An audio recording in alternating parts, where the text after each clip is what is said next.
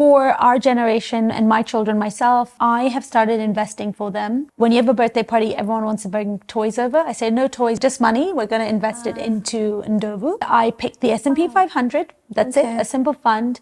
And I and my husband both contribute 20,000 shillings every single month to the kids' account. By the time they turn 25, they will have more than $2 million in each of their accounts. Welcome to the Entrepreneurial Minds podcast, where we bring you raw and unfiltered stories of people that are building bold businesses, taking big risks, and redefining what's possible. I'm Vaidehi Tembekar, your host. And today we have Radhika Bhachu, the CEO and co-founder of Ndovu. We're going to learn about her journey, and we're going to talk about everything money, how to save, how to invest, and how to make money work for you.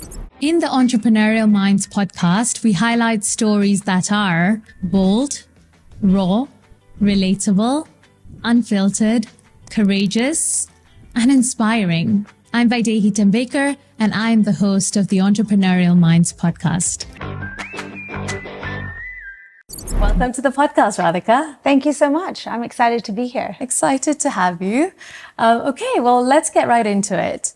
I'd love for you to start by telling us a little bit about yourself. Yeah, a bit about myself. What shall I say? So I'm a mother. I have two beautiful babies. I am an entrepreneur.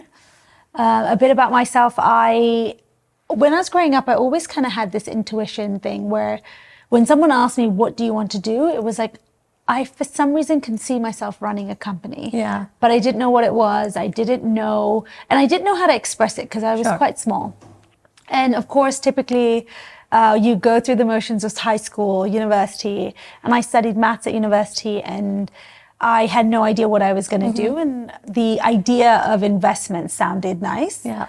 And I'm sure many people listening to this today also maybe felt the same way, because a lot of people in my peer group didn't really know what they wanted to do. Sure. And so, and then I joined Deloitte as an investment consultant, very much advising pension funds on how to take the money that they have and grow it so they can pay pensioners as they retire. And then I realized, like, where do I want to go in my career? And I was like, I want to go to BlackRock, which is the world's largest asset manager. And I learned loads of things. And then, I moved back to Kenya, back home, and decided that actually if I was going to listen to my intuition and my feeling when I was young, like now was the time. So I decided to set up a business.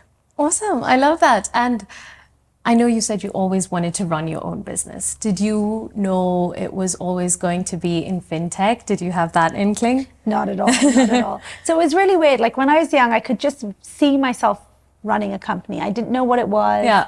To be honest, when I first moved back, I thought I would start a lifestyle business, because at that point I wanted to have kids. Right. So my husband and I had been married for 2 years, and it was the right time, naturally for us to have kids. And I said, I'll do a lifestyle business. And then I started doing homework and research and realized, oh my God, there's a huge gap in the market. Right. So I decided that actually I'm going to, do a crazy fintech business. Don't know why I decided that. 3 years in now, I'm like, Yeah. Oh my God. And can you tell me, like, what did money mean to you growing up, and how has your relationship with money changed as you went along? Yes, I feel like growing up, we came from a humble family. Don't get me wrong. When I say humble, we had food on the table. Sure. We had somewhere to live. We never went on holiday, let's be completely honest. Like we went for local trips, but there was no international trips back then. I mean, a lot has changed since then. Travel wasn't necessarily easily accessible. Sure. So I came from a humble family that if you asked your dad, like, hey dad, I need 2,000 shillings at that time to do something, they'd be like, why? Yeah. What for? Like money doesn't grow on trees. And so I kind of did grow up in a understanding of money being limited and not necessarily being abundant. And what I've always pegged the value of money, interestingly, is that if you have money, it means that it gives you flexibility in your life. So growing up, my family and I would hang out with cousins, we'd have parties all the time. And the reason they were able to do that is because we had money. Yeah. And so now when I look back, I feel like growing up, the one thing I took away from having money is that it gives you the flexibility to have the people you want around you and not have to worry about, oh, how are we going to cater for food? Right. Or, not that that's a big thing, because you can probably still do that on a lower budget. But that sort of has always been instilled in me. Like, money means that you can have everyone you want, watch the World Cup cricket together, be able to plan a holiday, be able to have a barbecue just off the cuff. And so that sort of has kind of translated to me. So for me, even today, money's about having that financial freedom to do the things that make you happy. And for me, I think my happiness is defined by being surrounded by the people that I love, laughing, having banter together. And I want my kids to grow up in a big family, essentially. Yeah. I love that. I love that. And I think, financial freedom is really, really important, right? And this is a great segue to my next question, which is, please tell us about what you're building, what Ndovu is. Yeah, so a bit about a background. I mentioned that I was at BlackRock, which is the world's largest asset manager. And for a very long time, I helped businesses, institutions take the capital they have, invest it so they could create more money. And so, interestingly enough, when you're at work, it doesn't feel impactful, even though it is, because you're helping the underlying pension person. I wanted to do something more impactful, essentially. And so when I moved back to Kenya, actually first I was like, let me do lifestyle. It could be anything, mental wellness, anything. And then I realized there's a huge gap in the market, and I actually have the right skill sets to help solve this problem because of my experience at BlackRock. So what we do at Ndovu is that we empower Africans to take their hard-earned money and invest it responsibly through capital markets so they can achieve financial freedom. And I truly believe financial freedom means different and various things to other people, but we're just giving you a tool where you can take the money that you make, invest it so that you can do the things that you love to do. And so that's what Ndovu does. So we give you access to local funds, such as the money market fund, and we have that both in Kenya shilling and USD. And we also give you access to global funds, because if you think about it, as Kenyans, as Africans, we are global citizens. So we earn in Kenya shillings or the Naira or the Cedi, but we actually spend in dollars because everything we do is pegged to the dollar. So your phone, your laptop, your car. And we are saying that, okay, it's okay. We live in Africa. It's great. Honestly, Africa is paradise. I would not go anywhere, especially Kenya. And I would, even though we earn in Kenya shillings, let me give you a segue or the opportunity to invest that money so you can earn in dollars. And so we make it easy for you. And if you were to ask me, like, what are the two things that I'm really proud about, because we've been doing this now for 3 years, I would say the fact that we're able to educate a lot of our users to understand the market. So markets go up and down. They now understand not to panic when the market is down. Right. And then lastly, we do a lot of financial advisory. So we really hold your hand through the journey, which I think it's really important, especially if you're a first-time investor. So yeah, that's what Ndovu does. Awesome. I love that you've touched on the educational piece, because I feel like building in Africa requires, especially a fintech in Africa, like what it requires is a lot of education around how to handle your money. And I think that's a really important piece. As a newbie, walk me through my journey at Ndovu. So I am a first timer. I've gotten my first job. I've earned my first couple of salaries. I'm interested in investing, but I'm overwhelmed. I don't know where to start. I've come across Ndovu. What happens next? Yeah, I like the word that you use, the overwhelmed. A lot of people are overwhelmed because they're like, this is a world of things that I don't really understand, and So I think that's the crux of it. And actually so now we serve over 200,000 clients, and the more that we have customer interviews and speak to them, we recognize that there is an emotional feeling of letting go of money and putting money into something you don't know. So you have a subset of users who are risk averse, and they're like, right, I'm going to try this. I'm going to try it with small amounts of money, which I think is really important. A majority of the time I tell most of our customers, just start with the smallest amounts. And so the journey would be as follows. You would discover Ndovu, you download the app, and you sign up. The sign up process is fairly simple. And then we also need to verify your account, which means making sure that you are who you say you are. So we have a KYC process. But then in that journey, you can go and see the investment options you have, but also someone will call you from our team and they'll say, hey, are you new to investing? Can I help you? Is there something you don't understand? And I think that really is the value that Ndovu provides. Not only do we hand select the investments that we think you should hold and that are going to do well. So for example, last year, the average return on our platform was 24% on the dollar. Wow. Which is really impressive. That is very impressive. Yeah. 24% on the dollar. Yeah. And it's, I know markets have done really well though over the last 3 years. Right now, the markets are all-time high. So the returns are continuing.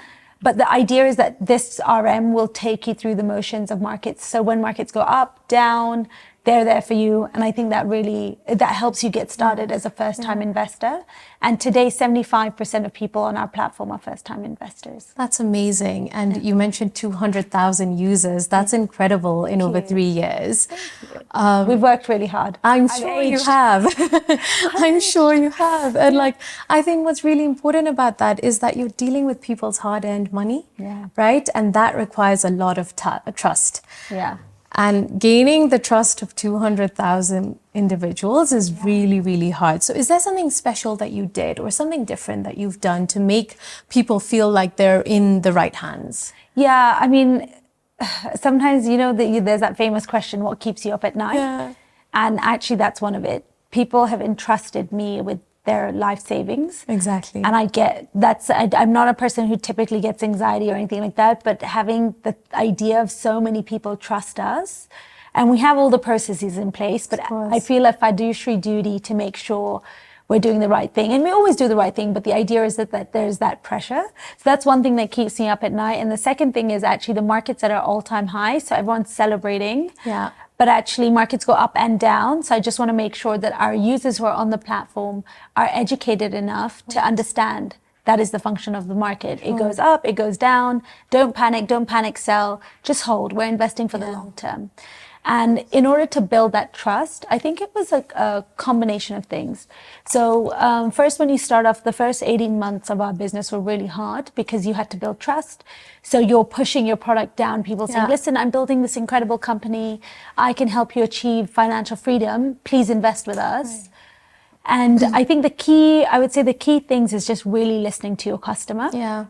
So understanding what are their red flags. And what we did was in our onboarding journey, in the conversations we were having, we would just address them really upfront. Sure. And I think that openness and us answering the question they have in the mind that they're not sure they should ask really help build trust and a lot of educational content. So, showing value that not only are we teaching you how to invest, we're telling you how to be better with your money on a day-to-day basis. Yeah. Right? Because money isn't just about, let's invest and let's make a return. It's what is your relationship to money? Correct. What's your money mindset? What is your money habits? How do you spend money? And then how do we help you get rid of some of the bad habits and then actually give you a pathway to invest and then achieve financial freedom? So it's a combination of things that took us a while to get actually right. And now that we did, that's why we were able to grow. Yeah. And I think we've touched on the educational piece a lot, but unfortunately, we don't learn financial literacy in school. It's such an important skill to have. And I keep looking back and I'm like, I wish I had started saving or investing a lot earlier had we learned even a little bit in school, right? You're a mother, you can relate, right? So can you tell me some of the early money conversations parents should be having with their kids to build this healthy money mindset? Oh my God, I can write a book on this, but essentially, because I have 2 kids now, I'm even more interested. I was very lucky. I grew up around a family of business people. So we had businesses in our family. I started in corporate, but we still had dinner conversations around business, which I think are really important. But the thing is, I also realized I started working at the age of 16, but I made my first investment at 24. And I know that it was small money. It was doing a paper round. This was actually a bit younger. So I used to do a paper round when I was in Canada. Okay. And I then started working at 16 just as a retail person in the UK, just helping people as a shop assistant. Right. it was still money. Yes. And if I look back, if I hadn't started investing when I was 16. Exactly. And you know what they say, it's not about timing the market or how much money you have. It's just about being in the market and being consistent. I would have been a lot richer than I am today, right? And even though I came from a business family, I understand the mechanics of budgeting, high-level budgeting, expenses, you know, loans. You kind of get the idea because you hear your dad talking about, oh, I've got this loan payment. And you're like, why did you borrow money? Can you explain to me? And then you ask those conversations. I still had no sense about money. So I think, and actually we've noticed this across all our customers, you can educate someone as much as you want, but until they don't start, it doesn't make sense. It's a lot of theory, but you need to be practically into it. Sure. And I think for our generation and my children, myself, I have started investing for them. So 2 things I do. When you have a birthday party, everyone wants to bring toys over. I say, no toys, just gifts. We're going to invest it, no, just money. We're going to invest it into Ndovu. And I picked the S&P 500. That's it, a simple fund. And I and my husband both contribute 20,000 shillings every single month to the kids' account. Okay. And when we get additional money or, you know, they've achieved a milestone, I have a bit of extra cash, I put it in. By the time they turn 25, they will have more than $2 million in each of their accounts. Wow. And that's not me putting in $2 million. That's the fact of, I started that from the age of 0 all the way to 25 years. And it's small amounts of money that is going into their account and it's growing. And if only, imagine if your dad at the age of 25 said, hey, listen, by the way, I have this amazing gift for you. You have $2.5 million. What do you want to do with it? You can start a business. You can take some out. Like, these are equities. This is how it works. And then the second thing I'll say is, my son is 3.5, but when he gets to about 7, we're creating a child account. Actually, a lot of parents on our platform tell us, hey, can you give me a custodial account where I have like oversight, but I will give him the account. And I'll say to him like, hey, you have 10,000 shillings. What company do you want to invest in? Go do your homework. We have AI, we have information, we have all the information available. What do you think you should invest in? And I think that makes him starting to understand, okay, like, how do businesses work? Okay, so I've got this pocket money, what shall I do? So a really cool thing I do, he's only 3.5, but I give him 500 shillings when we go to the supermarket. And I say to him, right, you have these 500 shillings. He doesn't understand the concept of money. He's still quite small. And I said, you can pick what you would like to buy. And so he'll go and he'll be like, oh, Oreos, mommy, can I buy this? I'm like, yes, and you can buy one other thing. And then he'll pick up the big bar of chocolate. I'm like, no, you can't buy that. Then he puts that down. I'm like, okay, now you need to pick, like, what do you want? By the time the supermarket could come to the till, he's given up and he just picks up a coupon. He's like, this is it. This is it. I can't be bothered. But the idea is that he's starting to understand, like, there's a purpose for money. If I work hard, and even working hard, I try and, he's 3, so I still get him to do chores. But for older children, it should be more based around, are you able to manage your money better? From your pocket money, how much did you save? Did you invest? Okay, I'm going to give you more money because you invested more. Oh, you started a lemonade stand? Okay, how much money did you make? Let's do budgeting. And those types of activities I think parents can do so that when our kids start earning, they're not clueless and they're not just spending or they're not just saving. I love that. I think, like, yes, investing on behalf of them is amazing, but I like that you're instilling that mindset from an early age through these activities that they can do and little things that they can do. I think that's more important in terms of like a learning mindset, right? You keep talking about investing and starting small, right? As long as you start. What does start small mean? You will find that in Kenya, a lot of people are living hand to mouth, right? Making sometimes between 20 and 30,000 shillings. Some people even less than that. How can they start? Are they a good target for you at Ndovu as well? And just walk us through that. So I think, look, the reality is, we're very fortunate. But the reality is that 85% of Africa is informal. They earn $10 a day. It's hand to mouth. The price of unga has gone up. The price of milk has gone up. Eggs. It's tough out there. And I think there's 2 ways of looking at this. So to answer your question, yes, they're definitely still our customers. But for somebody like them, we tell them to invest in the money market fund, which is a high savings account so they can first understand how it works by not taking too much risk and losing money when they need it, but actually just investing in something that grows over time.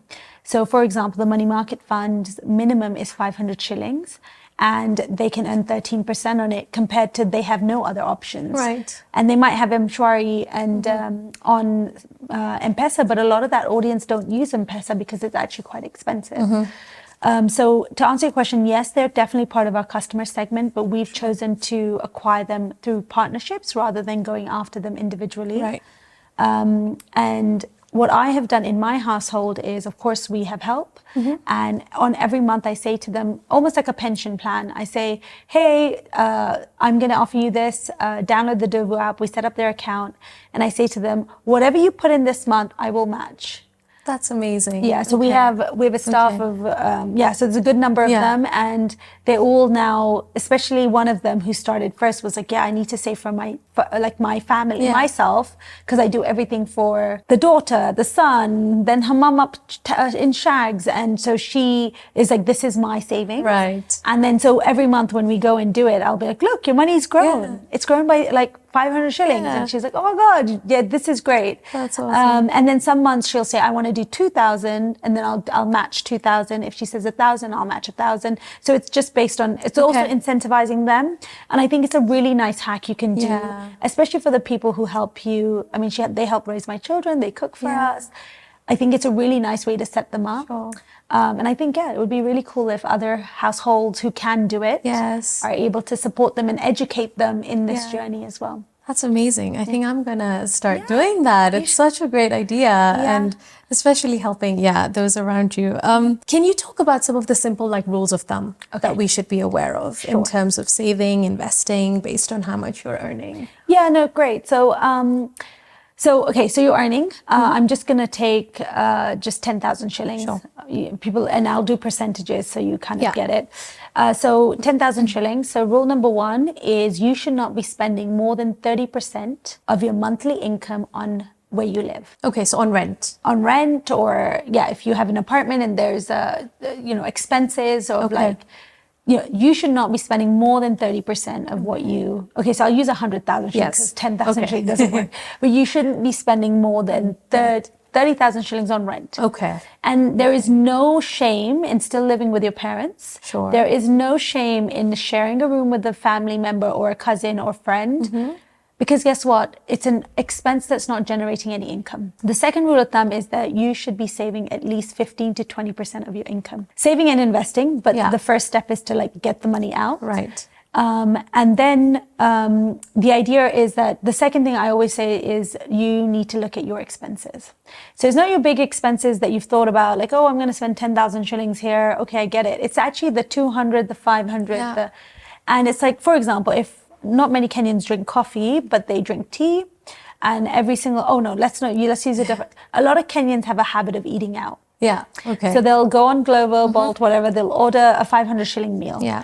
They'll do it 4 times a week. That's 2,000 shillings. Times 4, that's 8,000 shillings that you could actually invest and invest small. Right. So on Ndovu, you can start the money market fund with 500 shillings. You can buy shares such as Apple, Google with 1,000 shillings, and you can buy the S&P 500 and other funds with 5,000 shillings. Yeah. So actually, if you wanted to get started and get richer and smarter, you could do it. The options are there. It's just not having that information. Yeah. So, it's 8,000 shillings for 1 month. If you extrapolate that for 12 months, it's in the 100,000 shillings. And imagine that 100,000 shillings could be earning 20% year on year and growing. But people don't know that. Sure. And what substitute I say is that, I remember once I said that you shouldn't be living the soft life if you don't have 10 million shillings in your investment account. And I got so much backlash on news. And they're like, what should we, it was not you, on social media, it was like, shall I just stop living my life? That's not what I'm saying. Sure. What I'm saying in this example is that, we want to be financially free. That means you need to make a sacrifice. Instead of eating out 4 times a week, you eat out once a week and you make food at home and it's healthy. And you change your lifestyle a little bit just for 3-4 years until you hit that 10 million shillings in your account. Anyway, so that's one. So it's your small expenses that you should monitor. Right. The big ones, you've probably thought about it, you've said, okay. The other rule of thumb is that a lot of Kenyans have debt. Yeah. And if your debt is not lower than 12%, so when I say debt, not all debt is bad. Sure. So good debt is when you borrow money to invest in an asset that generates income. So you've borrowed money to build your business that generates revenue, that gives you profits back. Good investment. That's a good investment. Okay. You have borrowed money for an apartment that you then put on rent and it's paying your mortgage and it's giving you a bit of money. Great investment. Okay. But if you borrow to go on holiday, bad investment. Oh. Does that happen? Do you find people are borrowing to go on holiday? Oh my God. Borrow to go on holiday, borrow to gamble, borrow to buy... okay, so some things are necessities, but like buy a bigger TV. Sure. That's not a necessity. Bigger TV, you still have a TV, it works. Like I don't understand why you need a bigger TV. Expensive cars that they don't need. And my advice to everybody is that, listen, until you don't have 10 million in your investment account, generating on average 15%, hold off on that expensive car, put it into your investment account and give it 2-3 years. And that interest that you're earning on that money that you've saved can pay for your car. Yeah.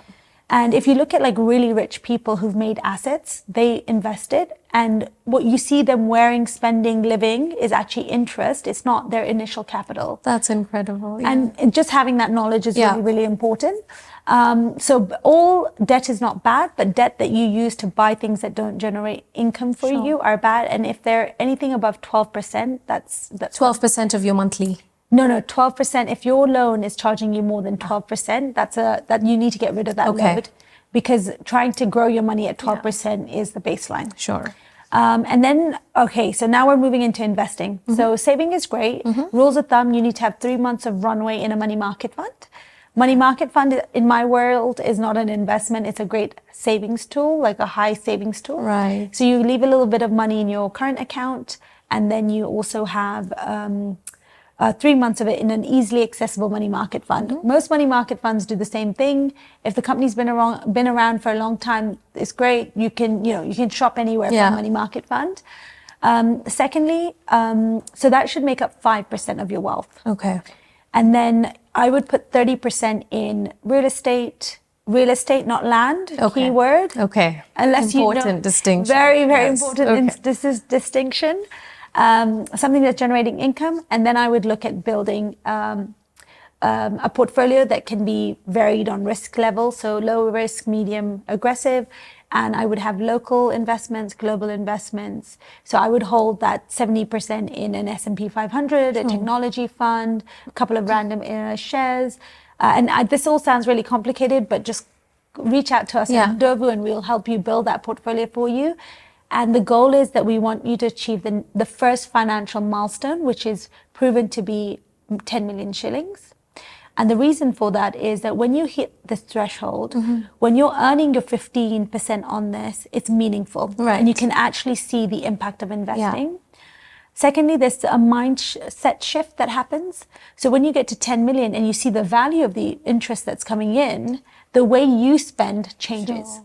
Because now you're making smarter decisions onto investing.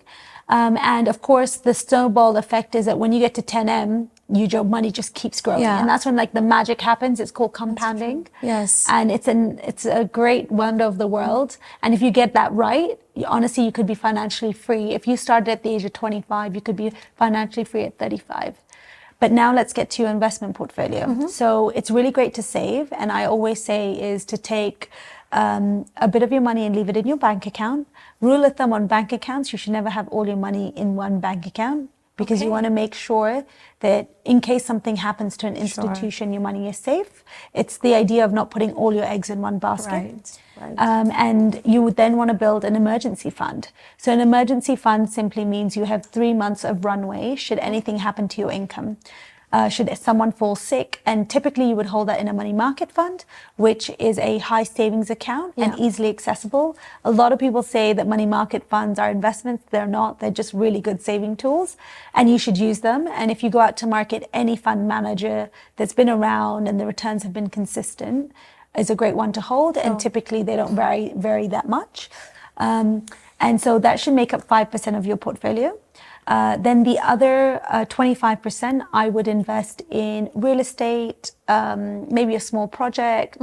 But when I say real estate, I don't mean land. Right. Because us Kenyans have a habit of buying land because it's tangible. But then when you need liquidity, you can't sell it. You then have to go to a bank. You have to get a loan against it. Just doesn't appreciate over time. Right. So when I say real estate, something that's generating income.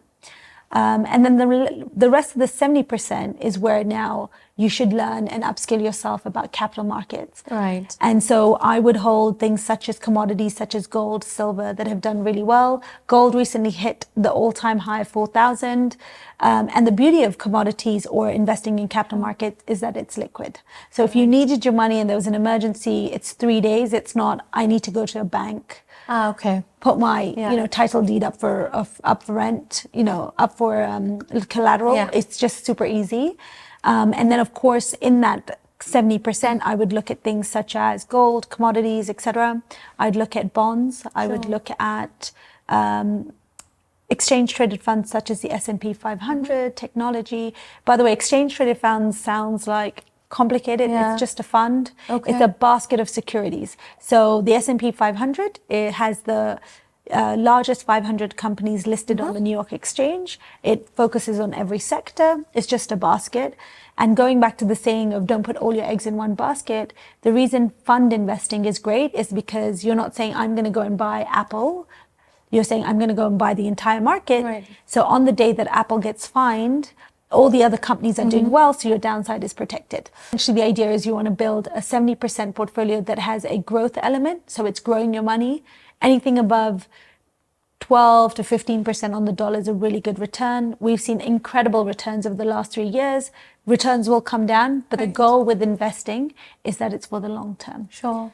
So just building your portfolio in a strategic way. Yeah. And it sounds complicated again, but please feel free to reach out and we'll help you. But the idea is that money, when you invest in capital markets, you don't have to work hard to get to your first milestone of 10 million shillings. The investments are working hard. Yeah. So the path is much faster. You just have to sacrifice some of the soft life stuff for 2 to 3 years. So don't go on 4 holidays, go on 1, just those kind of things. Just like little things, Little things, and until you get to 10 million. Sure. And then you go on 3 holidays because your interest is paying for it. That's great. And you talked a little bit about like Kenyans and how they like investing in land, right?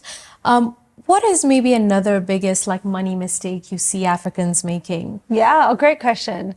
So quite a few come to mind. Yeah, So that's not good. So the one thing I love about Kenyans specifically, even Africans, because we're in Rwanda and Uganda, people love to try a product. So the adoption rate is really high. And as a result of that, I have calls with clients who say, yeah, all my wealth is in crypto, which I think, which I think is like super risky. I'm not saying don't have it in your portfolio, but it's a super high risk. Sure. And actually, that's why it's important to diversify your portfolio, have a financial advisor who tells you, like, this is how you invest. Because if crypto is super volatile and then you lose money and then you want to sell at that point, which is the wrong time to sell. And so that's one scary thing. Another one is people have no experience in farming or livestock management, but they will invest in a livestock business. Interesting. And my question always to them is like, do you understand it? Yeah. They're like, yeah, I'm relying on so-and-so. It's like, have you done your risk analysis? How liquid is it? What if you wanted to get cash out? And I also believe like Kenyans are return driven. So if somebody's telling them you're going to make 150% return, they believe it. Yeah. But mark It's my not words. true. Yeah. If it's too good to be true, it is a Ponzi scheme. Right. Like it's a scam. Right. Don't do it. Just invest in things that are invested like regularly, like it's been proven. The stock market has been proven for years. Yeah. That's how so many American families have become so wealthy off the stock market. Right. So do things that have got a nice long track record. Don't believe in quick early returns. Easy returns don't exist. You have to be in the market. You have to invest. Yeah. You have to make some compromises to get to your first financial milestone. So lots of interesting things. Lots of interesting things, yes. I want to switch gears a little. Sure. And I want to talk about the hardships behind entrepreneurship, like the real difficulties behind that. And like, I feel like we all know entrepreneurship looks way more glamorous than it is, right? People don't think about the sleepless nights behind the overnight success. Yeah. And that's hard. So tell me maybe about a time that nearly broke you, or God, where you wanted to like, run away and stop Yeah. building this. Yeah. Oh God, there's so many that come to mind. So many. I'm sure. Yeah, so many. And I'm trying to pick one that is not, So to be honest, entrepreneurship is very hard. Yeah. It's very lonely, especially if you're in the CEO position. So you can have co-founders, but the reality is that with your investors, the buck stops with you. Right. And as a CEO, you are only as good as the information that's being fed to you. So you need to ensure that you have a great team. Right. And overall, being an entrepreneur is very lonely. Yeah. Because you can't share if things are going wrong. Sure. You can't really share with anybody your business secrets. It's just a super lonely journey. And you can find pockets and groups of people that can help you. But there's a lot of hard work that goes into building a business that no one sees. Like no one sees the fact that you get up every day at 5 a.m. to work.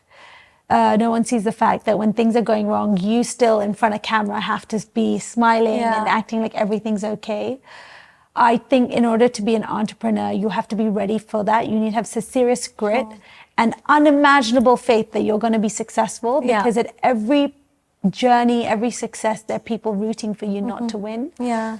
And, nowadays with cybersecurity, et cetera, you have to be even more careful because now you have external threats that you didn't necessarily have before.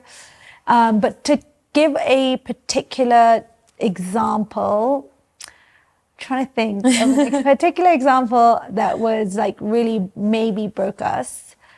I think I'm a people person. Right. And before being an entrepreneur, I used to always, you got my trust. Yeah. But there you have my trust. Like it was like given. And I think having to rewire myself and change who I am internally to say, no, you need to earn your trust was a very difficult transition for myself. Sure. Because, even with my friends, like I will give you my trust. Yeah. I don't, I will share what I'm comfortable sharing, but I will, and I know the risk that I'm taking if I'm sharing something personal. But I'm okay with that risk. But when it comes to business, it's a whole different ball game. So as an entrepreneur, I think one of the couple of things is saying, this is really hard. You're going through this all the time. What does it really mean for you? And having to rewire who I am as a result. So now I'm not actually as giving your trust to now I'm like, first question, what are you going to do to mess this up? Right. Which is not it's not, I don't want to see the world in a cynical way. But I have to because of the experiences. And I think for me, because I want to be a great mother, I want to be there for my children. Entrepreneurship, if you were to put the list, it's like my 2 kids, Ndovu, then my husband. Poor guy, he's on. He's never. But if I failed my children, being successful doesn't matter to me. Those are my internal values. And I think with entrepreneurship, being able to recognize for myself, like how much am I willing to give so that my children don't suffer has been, again, a really big internal conversation, reflection, decision-making. And I think those are it's the amount that you give a business, the amount that it takes away from you, which is an opportunity cost for other pillars of your life, which is family, health. And so I always say to entrepreneurs, there's definitely a fine balance. But it's really hard to find, especially in the early stages of your business, until you have people you can trust, until you have people that can grow.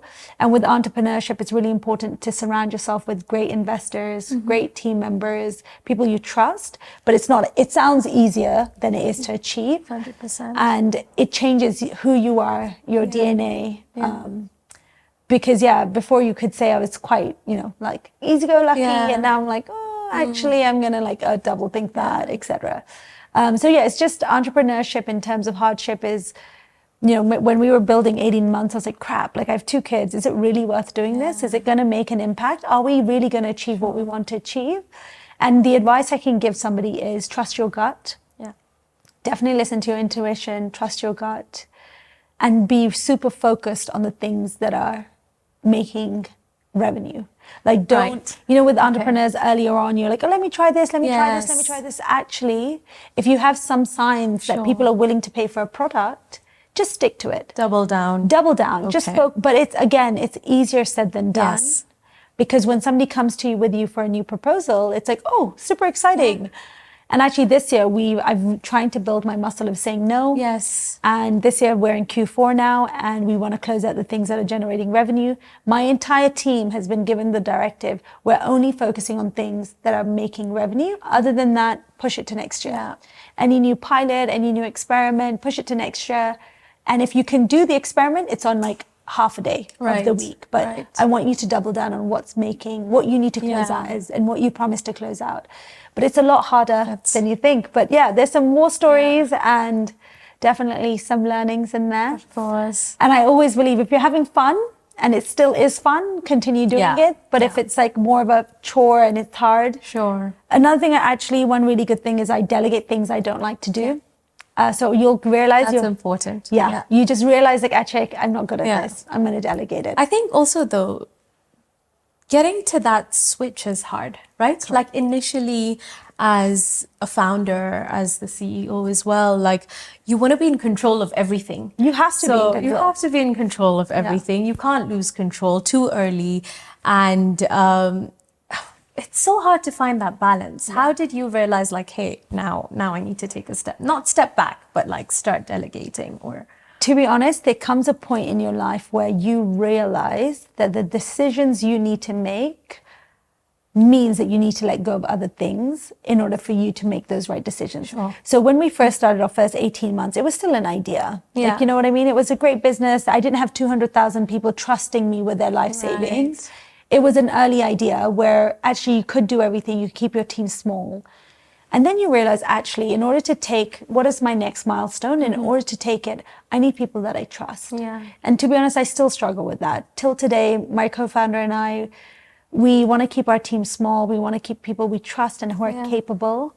We were talking recently about hiring a country manager, and then both of us in the same instant went, but wait, we can't let them do everything because we've seen companies that fail because the country manager was the wrong fit. Right. And so it's about just, again, assessing like, okay, bringing in a younger talent who's been with you, learn up the ropes. They might not have the full technical skill set, but they have the ability to make great decisions based on data, and you trust them. For me, is way better than someone who is super senior, but I can't really trust them.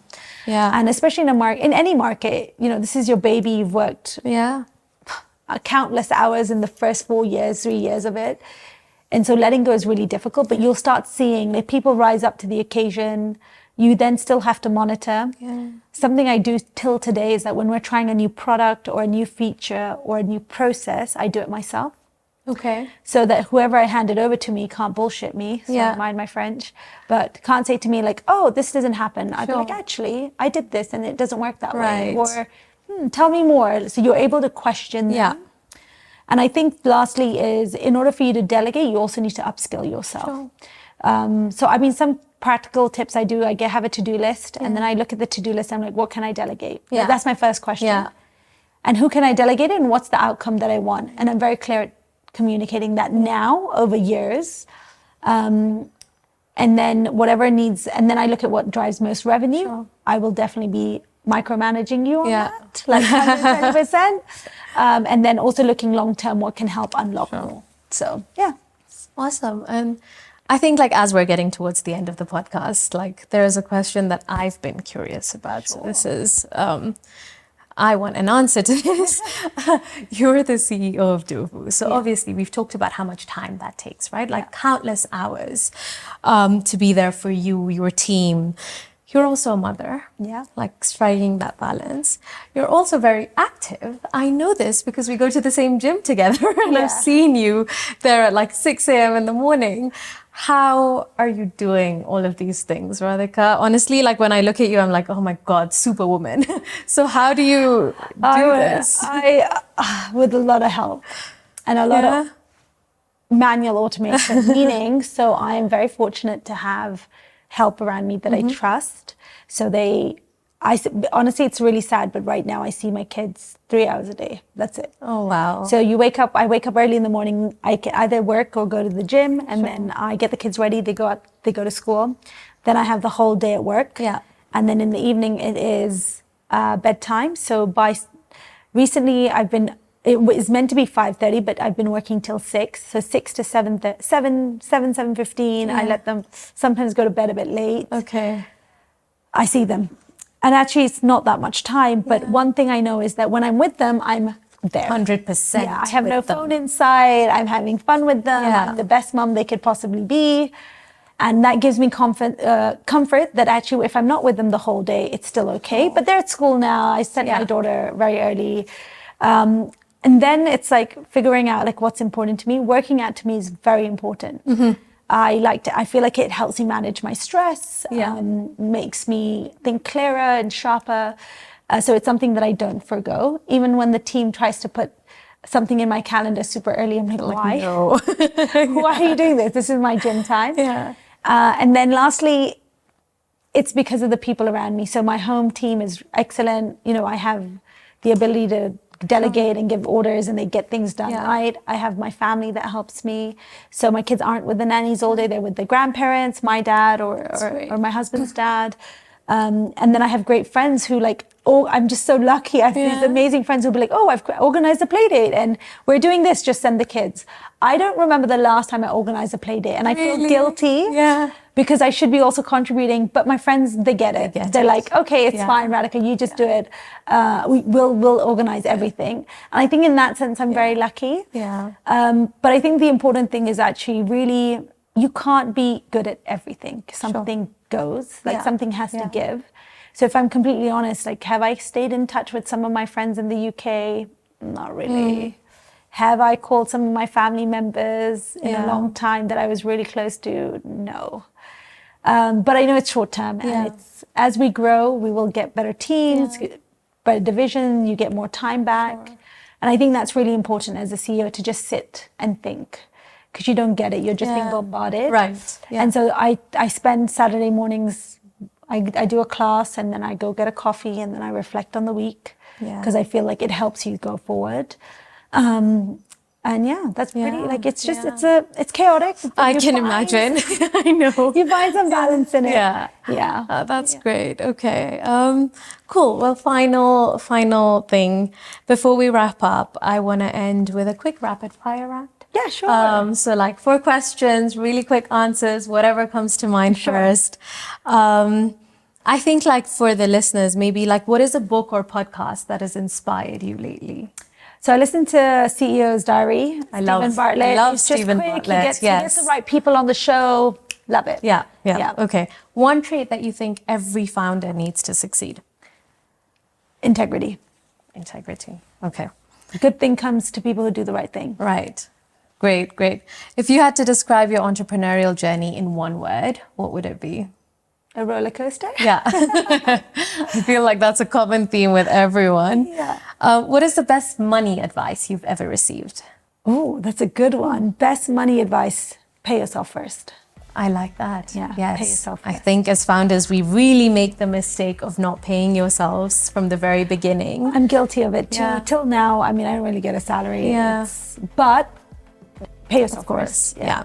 Really good advice. Perfect. Thank you so much. It's been great to have you on, Radhika. No, thank you so much for having me. I had a great time. So did I. Thank you. Cheers. Thank you so much for tuning into the Entrepreneurial Minds podcast. We hope to bring you more incredible stories from people that are building bold businesses and taking big risks. Please like, subscribe, and share for more of this content. Thank you.